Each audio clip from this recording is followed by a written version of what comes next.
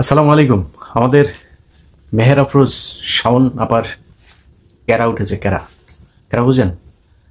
যৌবনে 60 বছরের এক ব্যাটারে জমি জায়গার লোভে বিয়ে করলে ক্যারা তো থাকবেই। সেই ক্যারাই তিনার এখন উঠেছে। এক নম্বর কথা বলে নি, আপনাদের অনেকের আবার অনেকেই বলে থাকেন কার কার কার নাকি কি ওই যে ক্রাশ ট্রাশ বলে না, কি কি বলে যেন, এর অনেকের নাকি ক্রাশ আছে। তো এই বেটিতে আমি সরাসরি দেখছিলাম হুমায়ুন আহমেদ মারা যাওয়ার পরে এক সাক্ষাৎকার আনতে যায়। তো যাওয়ার পরে দেখা তো আমি সারাদিন টিভিতে দেখলাম কারিনা এখন যায় দেয় জরিনা, বুঝছেন? এই হলো অবস্থা। তো সরাসরি যারা দেখেছেন ওনাকে তারা এই ক্রাশ খাওয়া লোকজনরা একটু বুঝায়েন। আর এর চেয়ে বেশি বললাম না। আল্লাহ সবাইকে সুন্দর করে বানিয়েছেন, আলহামদুলিল্লাহ। সমস্যাটা যে কারণে ওনাকে নিয়ে আমি অনেক সময় অনেককে ব্যক্তিগতভাবে আক্রমণ করি। আক্রমণ করার কারণ হচ্ছে কোনো কিছুই ব্যক্তিগত না। আপনি যখন রাষ্ট্রীয় বিষয় নিয়ে কথা বলবেন তখন আপনাকে রাষ্ট্রীয়ভাবেই আপনাকে করা হবে, ওইটার সবকিছুর জবাব দেওয়ার জন্য আপনার কথা। অনেক মানুষ আছে না যে তার ব্যক্তিগত জীবন কি ওইটা নিয়ে কথা বলে। আরে একটা ব্যক্তিগত জীবন তুই ওই যে নিজামি, তারা বলা হয়েছে কোন এক জায়গায় হরিণ দিয়া কোন মেয়ে মানুষ দিয়া টিয়া তারপরে কিচ্ছা কাহিনী সাজানো হয়েছে না, সাইদিকে নিয়ে সাজানো হয়েছে না, মুজাহিদকে নিয়ে সবাইকে তো সাজানো হয়েছে। এইভাবে সবার সাথে নারীকে ঢুকিয়ে দেওয়া হয়েছে। মিথ্যা কথা বলে তাদেরকে সাজানো হয়েছে। সত্য কথা বলতে সমস্যা কোথায়? আপনার ব্যক্তিগত বলে কোনো কিছু নাই। আপনি যখন কোনো সাধারণ বিষয় নিয়ে কথা বলবেন যেটা পাবলিক বিষয়, ওইটার বলতে গেলে আপনাকে পাবলিকলি ট্রান্সপারেন্ট থাকতে হবে। নিজে ট্রান্সপারেন্ট না হয়ে এত পক্ষকারী করার কিছু নাই। উনার সব শেষ একটা পোস্ট নিয়ে আপনাদেরকে কথা বলার জন্য আসি। কয়েকদিন ধরে উনি খুবই উত্তেজিত, ক্যারা খুব বেশি উঠেছে। তো সরাসরি যাওয়ার পরে দেখার পরে তার কেউ ক্যারা মজাইতে পারে না। ওই সোশ্যাল মিডিয়ার ছবিটা দেখা একটু ক্যারা মজায় আর কি। তো যখন উনি পোস্ট করেছেন, আমি যখন এই ভিডিওটা বানাচ্ছি তখন বাংলাদেশ সময় রাত 12টা বাজে। তো এই যে পোস্ট করেছেন, পোস্ট করার পরে তিনি সেখানে রাসেলের প্রতি তার একটু দরদ উঠেছে। রাসেলের 60তম আপনার জন্মদিনে উনি খুব আবেগঘন এক করেছেন। তো 60 বছরের মানুষের প্রতি কিন্তু আবার শাওন আপার একটা আলাদা ধরনের একটা আকর্ষণ আছে, এটা আপনারা জানেন সবাই। হ্যাঁ, তো সেই আকর্ষণটা যদিও জানি না আসল আকর্ষণ নাকি জমি জায়গার জন্য আকর্ষণ, সেটা বলা মুশকিল। আমার মনে হয় জমি জায়গার জন্য আকর্ষণ। কারণ হুমায়ুন আহমেদ যখন মারা যাওয়ার সময় শাওন আপা মাজার ভাইয়ের সাথে যায় হোটেলে ছিলেন। হ্যাঁ, নিউ ইয়র্কে এসে হোটেলে ছিলেন মাজার ভাইয়ের সাথে উনি। আর ওই ভদ্রলোক অসহায়ের মতো শেষ দিনগুলো পার করেছেন।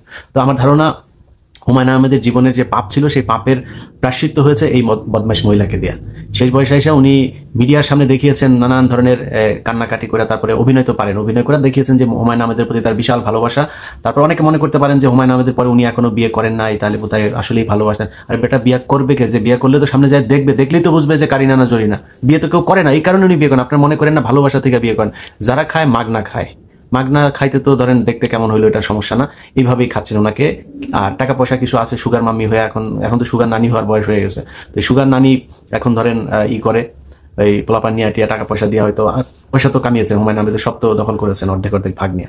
যাক, উনি সেখানে এইসব নিয়ে আলাপগুলো কেন আসলো সেই কারণটা আপনাদেরকে বলি।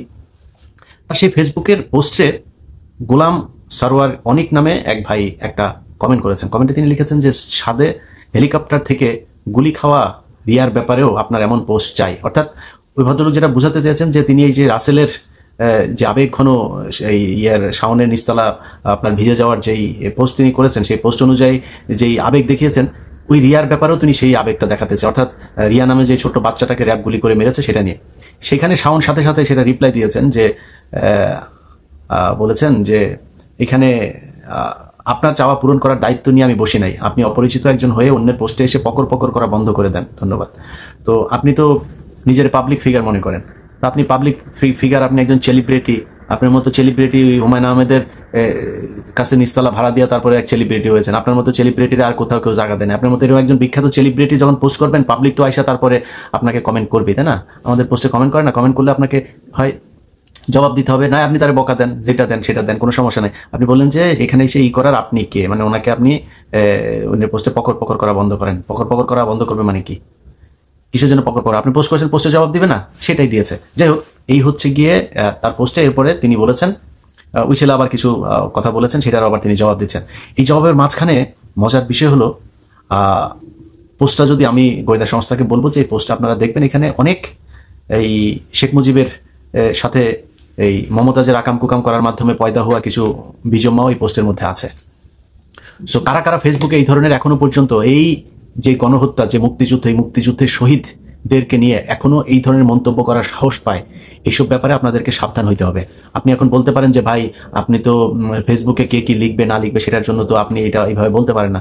ফেসবুকে কে কি লিখবে না লিখবে এটা আওয়ামী লীগ শিখিয়ে দিয়ে গেছে। এই শাওনদের, এই 60 বছরের বুড়া চাচার আপনার বউ যে শাওন, এই শাওন বান্ধবীর বাপের সাথে আকাম কুকাম করে তারপরে লটর বটর বাজায় বিয়ে করা মাল এখন এসা আপনাদের চেতনা শিখায়। এই চেতনা যাদের প্রতি ছিল তা সে আওয়ামী লীগ সরকার শিখিয়ে গিয়েছে যে তারেক রহমানের বক্তব্য বাংলাদেশে চালানো যাবে না, কোনো মিডিয়া চালায় নাই, এরকম না যে মিডিয়া চালিয়েছে।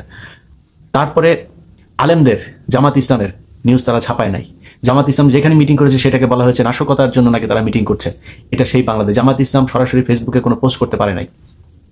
গোপনে গোপনে বিভিন্ন জায়গা থেকে, বাঁশের কেল্লা সহ বিভিন্ন গোপন জায়গা থেকে তাদেরকে কাজ করতে হয়েছে। তারা ওপেনে বসে থেকে তারপরে এইভাবে সরকারের বিরুদ্ধে, একটা বিপ্লবী সরকারের বিরুদ্ধে রাষ্ট্রদ্রোহী কার্যক্রম ফেসবুকে চালিয়ে যাচ্ছে। এই শাওনদের মতো কিছু মাল আছে যারা টাকার মাধ্যমে সবকিছু করতে পারে।